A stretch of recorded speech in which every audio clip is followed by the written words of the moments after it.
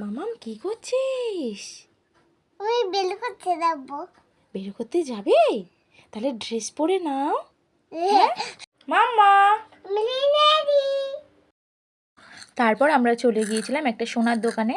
তো ওখানে গিয়ে আমি আমার জন্য ট্রেন্ডিং যে পলাগুলো উঠেছে সেই রূপোর পলা দেখছিলাম। তো ফাইনালি আমার এই ডিজাইনটাই পছন্দ হয়েছে, তো এটাই নিয়েছি। দেখো এখানে আরও অনেক ডিজাইন ছিল, তো আমার ওটাই ভালো লেগেছে, ওটাই নিয়ে নিয়েছি।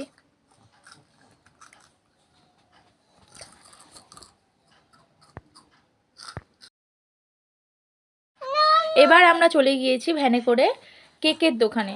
দেখো আমরা কেক শপে যাচ্ছি, আমি মামা আর মা। আমরা ভ্যানে উঠেছিলাম, তো খুব মজা পেয়েছে মামা ভ্যানে উঠে।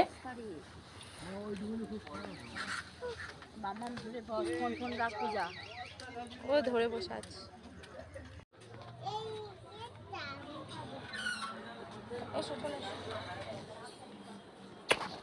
দেখো আমরা কেকের দোকানে চলে এসেছি। তো এখানে এসে পছন্দ করলাম কোন কেকটা নেব। তো ফাইনালি আমাদের কেক কেনাও কমপ্লিট। কেকটা কার জন্য নিচ্ছি সেটা নেক্সট ব্লগে তোমরা দেখতে পাবে, আর গিফটটাও কার জন্য কিনা সেটাও সেই ব্লগে দেখতে পাবে। এখন সবাইকে টাটা, গুড নাইট।